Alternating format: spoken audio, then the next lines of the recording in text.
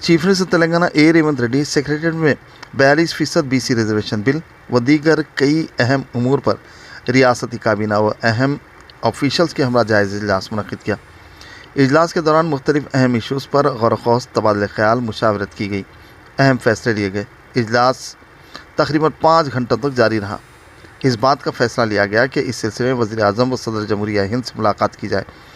बाज़ा पूनम प्रभाकर ने तफसील बताई। व्यूवर्स, हमारे फेसबुक, यूट्यूब और इंस्टाग्राम पेज को लाइक, सब्सक्राइब, फॉलो, कमेंट्स और शेयर करना न भूलें ताकि फ्रीलांस जर्नलिज्म की फलाह व बखा को यकीनी बनाया जा सके। దాని తర్వాత మళ్ళీ ఇవాళ ఇన్ని రోజుల తర్వాత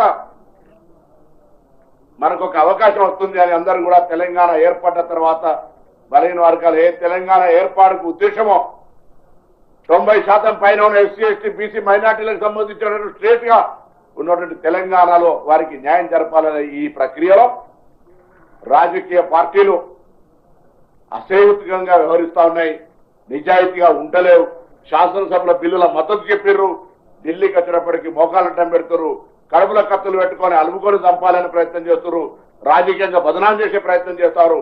అయినా కాంగ్రెస్ పార్టీ కట్టుబడి ఉంది। అందుకే గౌరవ ముఖ్యమంత్రి గారు కేబినెట్ కూడా నిర్ణయం చేసినాం, ఆగస్టు 5, 6, 7 3 రోజులు గౌరవ ముఖ్యమంత్రి గారు అపాయింట్మెంట్ అడుగుతా ఉన్నారు, గౌరవ పార్లమెంటు ప్రతిపక్ష నాయకులు అపాయింట్మెంట్ అడుగుతారు, గౌరవ రాజ్యసభ ప్రతిపక్ష నాయకుడు కూడా రాష్ట్రపతి గారు అపాయింట్మెంట్ అడిగి దేశంలో ఉన్నటువంటి కాంగ్రెస్ పార్టీ మిత్రపక్షాలతో సహా 100 మంది ఎంపీల పైన రాజ్యసభ సభ్యులతో సహా తెలంగాణలో ఉన్నటువంటి ప్రతి శాసనసభ్యుడు, శాసనమండలి సభ్యుడు,